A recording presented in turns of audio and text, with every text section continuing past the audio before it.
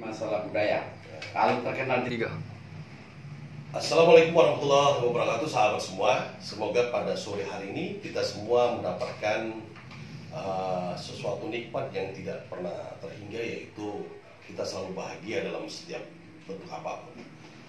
Hari ini saya akan berdiskusi bersama salah satu tokoh masyarakat, pemerhati budaya, dan juga terkenal dengan catatan-catatan jurnalisnya yang cukup luar biasa. Juga beliau salah satu pemrex, pimpinan redaksi Koran Pali. Barangkali sahabat semua pasti tahu dia adalah sahabat saya, tetapi dalam struktur dalam keluarga beliau juga adalah paman saya. Akan saya sapa, yaitu Manda kami Bidin Charles Ote. Assalamualaikum, Bang. Waalaikumsalam. Teman-teman sekalian, tentu saja kali ini saya akan berbincang-bincang dengan Manda kami Bidin Charles Ote untuk berbicara tentang budaya yang seakan-akan sekarang menjadi low foods oleh kaum milenial, oleh mungkin barangkali istilahnya generasi Z, karena melupakan dengan kemajuan digital. Tetapi di akhir-akhir di pasca pandemi ini kembali muncul gairah masyarakat, baik para kaum milenial, mengulas kembali tentang sejarah-sejarah yang cukup menarik untuk dibahas. Kali ini saya akan bertanya ke Bang Bidin, Bang. Ya. Apa kabar, Bang? Baik. Jadi masih dalam kegiatan menulis, Bang, jurnalis. Ya, masih terus. Jadi usia Bang Bidin sekarang berapa, Bang? 50 lebih. 50 lebih. Jadi Mamang sudah banyak sekali deretan perjuangan dilewati, politik, ya.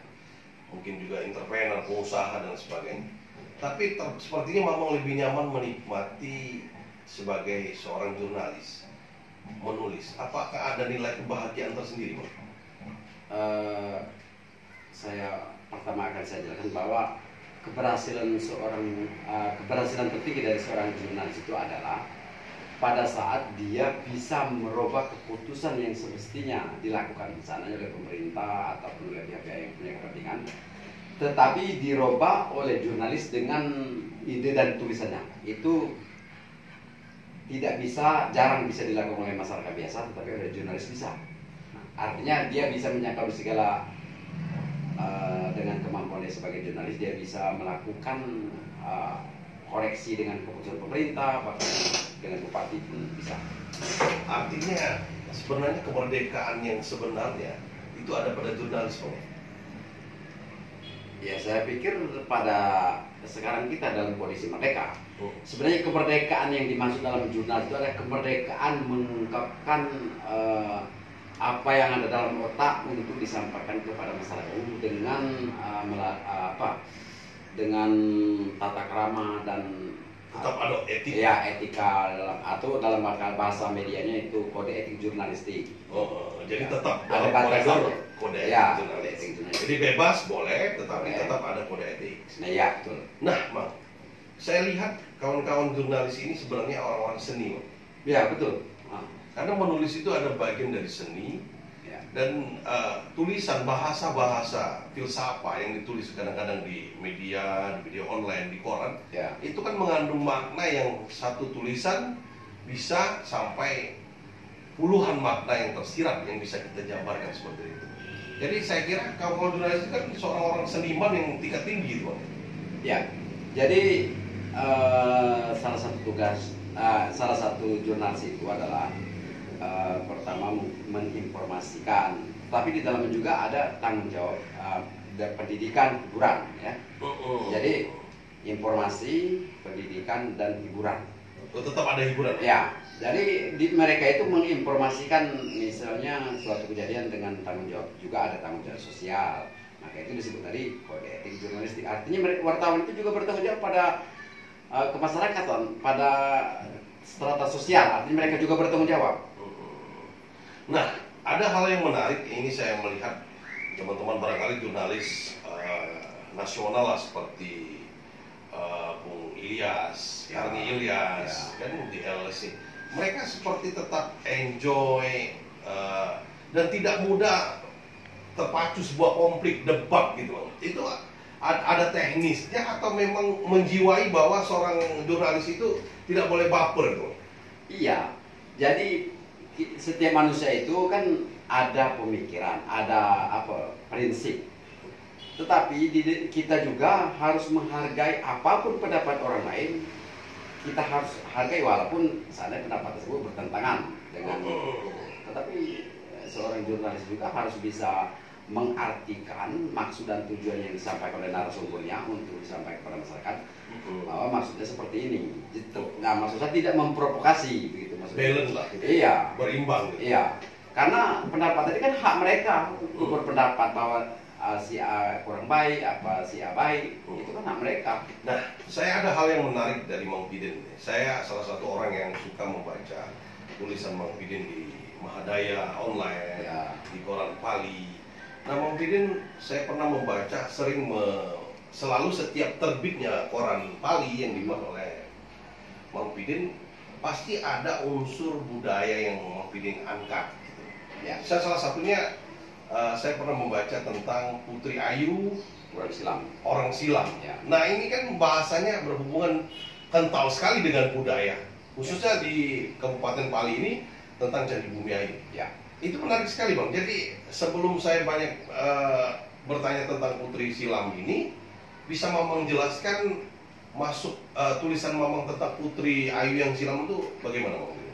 Jadi kalau menurut saya di dunia digital seperti sekarang ini kan, catatan tentang kebudayaan, terutama kebudayaan Lematang, dan kita sempitkan lagi kebudayaan Tanah Abang dan sekitarnya, yang saya pikir berpusatnya di Bumi Ayu, karena ada situs budaya. Dari sekian banyak catatan budaya tersebut, justru yang membuat berita ataupun membuat tulisan tentang Candi Bumi Ayu dan lain itu orang luar. Dalam artian mereka dari Palembang, dari Korea.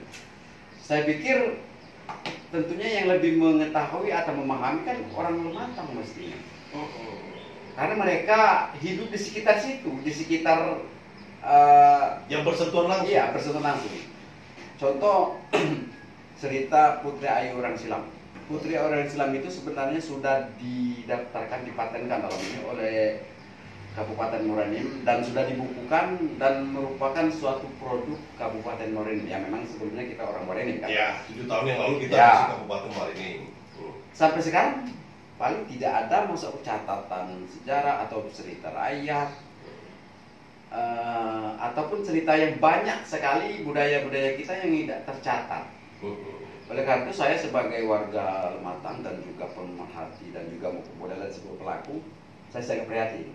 Oleh karena itu beberapa tulisan saya buat di salah satu blogspot Pidin Sarsote itu ada itu, dan juga di koran kita.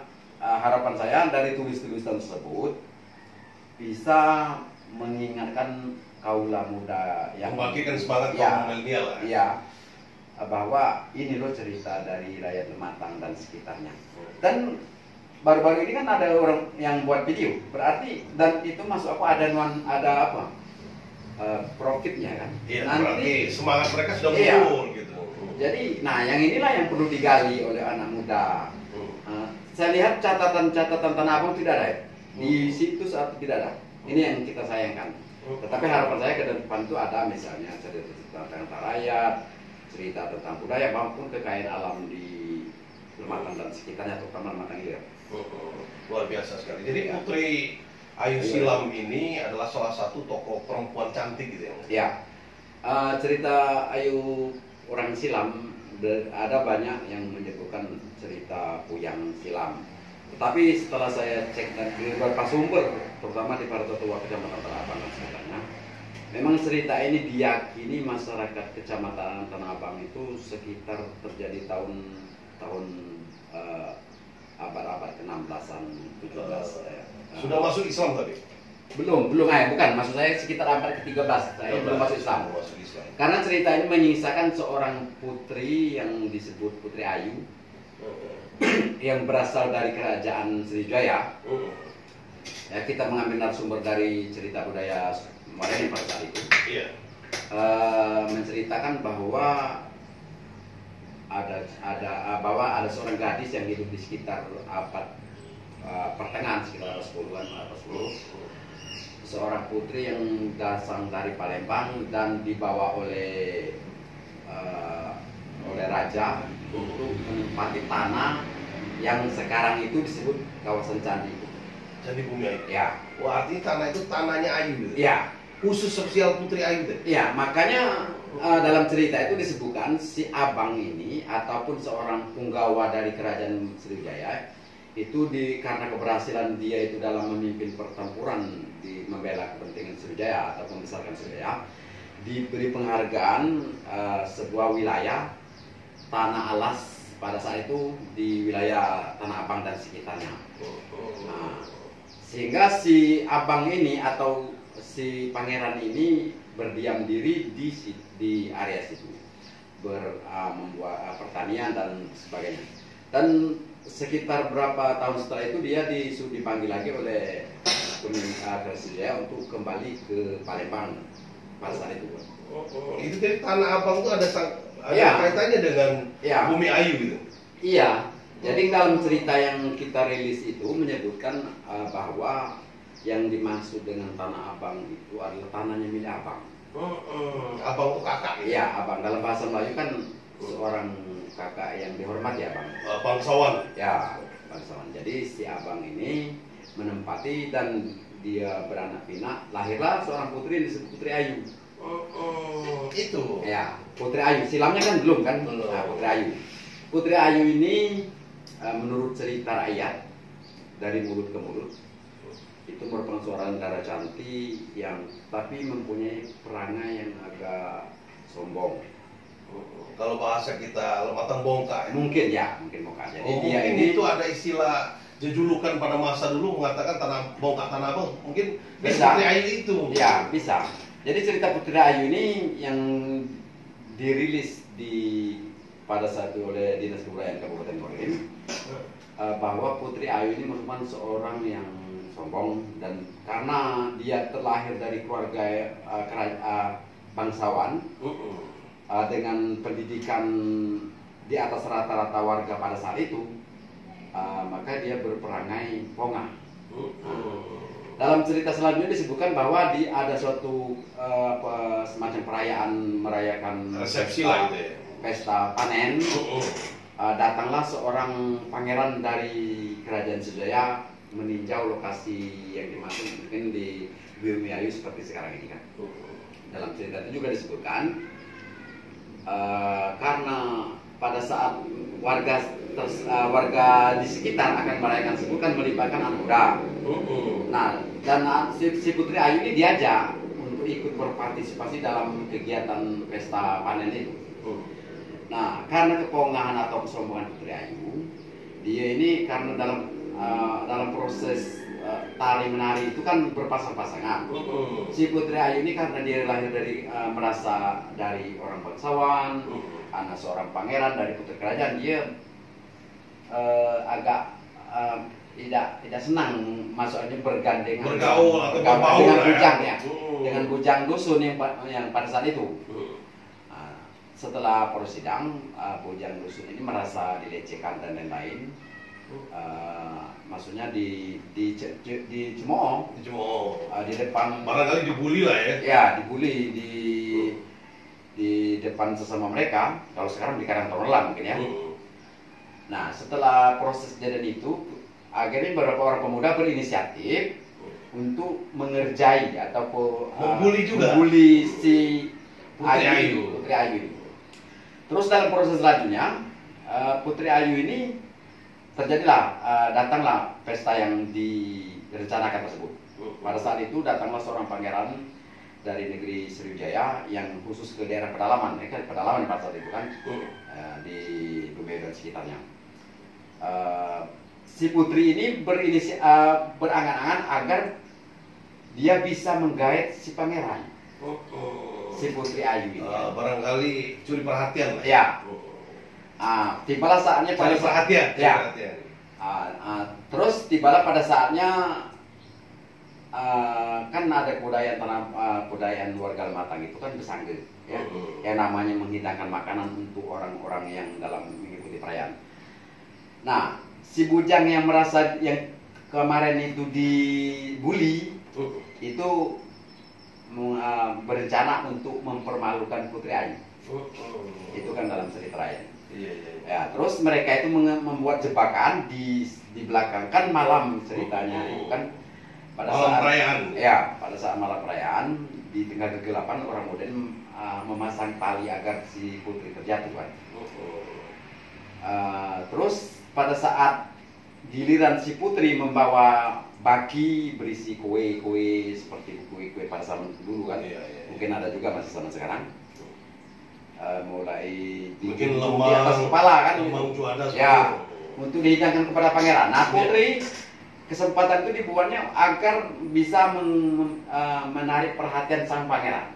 Jadi dibuat agak sedemikian rupa agar pangeran mungkin tertarik.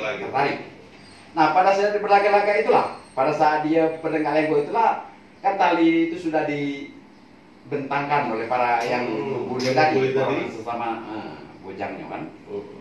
Nah, pada saat dia pedang lenggo itulah tali dibentangkan, Putri terjatuh. Itu cerita. Jadi dia malu. Dia dipermalukan, dan dalam cerita juga disebutkan makanan yang dibawa sang Putri ini berhamburan sampai mengenai pangeran. Ya. Jadi berantakan lah besok hari itu. Nah, terus cerita dilanjutkan. Karena malu, Putri bersumpah serapah. Dalam ceritanya disebutkan Putri itu bersumpah serapah, maksudnya kalau seluruh petinggi ataupun yang bermuara dari Sriwijaya akan raib katanya, sirna, ataupun kalau bahasa dulunya orang-orang itu silam. Makanya ceritanya disebut Putri Ayu orang silam. Artinya hilang. Setelah itu dia bersumpah serapah, seluruh petinggi kerajaan Sriwijaya dan pengikutnya sirna. Gitu ya. Ya, atas kehendak Sang Maha Kuasa, akhirnya seluruh perayaan pada hari itu orang-orang Sriwijaya itu sirna atau tenggelam di telan bumi. Dan cerita tersebut diyakini turun-menurun sampai sekarang. Orang Tanah Abang itu sering, maka dia bilang sering begini. Kalau dulu tahun-tahun yang 50-an kan orang Tanah Abang itu sering bercerita tentang bahwa dalam perayaan Besangge itu sering datangnya orang silam, ikut berhidangkan itu kan. Nah, itu diyakini oleh warga Tanah Abang sampai sekarang. Iya, nah, terlepas dari itu benar atau tidak kita juga nggak tahu kan. Tetapi itu diyakini, itu diyakini. Makanya orang Tanah Abang sering cerita di sekitar candi, sering penampakan misalnya orang-orang yang memakai pakaian, seorang gadis cantik yang berpakaian kerajaan. Iya, jadi memang itu terlepas dari sejarah mitos, dari mulut ke mulut. Tetapi faktanya kan memang ada bangunan candi yang saat ini sebagai cagar budaya. Bang Bidin, tentu saja terima kasih Bang. Bang telah memberikan waktu banyak tentang cerita Putri Ayu yang silam tadi, sangat menarik sekali. Tentu saja ini catatan jurnalis yang perlu tetap harus dikembangkan. Barangkali nanti ada cita-cita yang lain Bang, harus dikembangkan. Saya terus terang cerita seperti ini, kalaupun tulisan dalam versi yang kekinian, milenial misalnya kan, ada penulis-penulis muda kita yang tentunya potensinya lebih bagus akan menceritakan yang sama dengan versi yang gaya mereka. Nah, itu yang saya inginkan. Inovasi. Iya. Ini kan para generasi Z lah gitu ya. Para milenial. Betul. Sebenarnya kita para pencinta seni ini tidak merasa tersisi ketika ada orang-orang baru yang muncul yang lebih kreatif gitu kan. Iya. Bahkan lebih bangga gitu. Saya sebagai orang yang sudah tua, sebenarnya kalau ada ini baru-baru ini kan ada mereka membuat video tentang sejarah versi lain dari kerajaan dari budaya Matang. Saya sangat mendukung sekali. Artinya orang muda sudah ikut walaupun baru mulai kan. Ya barangkali mungkin di channel saya di Akahul TV itu 2 tahun yang lalu pernah ada cerita sumpah ini, sumpah ini. Tetapi mungkin versi kita lebih gayanya agak kurang menarik gitu kan. Dengan adanya orang-orang baru, anak-anak muda ini, sebenarnya kita merasa bangga. Betul. Berarti ada yang akan lebih perhatian dari kita. Bahkan mereka lebih profesional. Iya, betul. Apalagi didukung teknologi sekarang ini. Terima kasih Bang Bidin waktunya. Semoga ini bermanfaat. Baik sahabat semua, tadi kita sudah bercerita dengan Bang Bidin tentang kisah Putri Ayu silam. Beliau sangat luar biasa sekali. Memang pas kalau saya beri beliau sebagai tokoh pemerhati budaya yang ada di Bumi Sepak Selatan. Jangan lupa tetap dukung kita agar budaya-budaya leluhur ini tetap menjadi lestari. Karena siapa lagi yang akan melestarikan kalau bukan kita? Kapan lagi waktunya kalau bukan dimulai dari sekarang, dari hal yang paling terkecil. Terima kasih. Wassalamualaikum warahmatullahi wabarakatuh.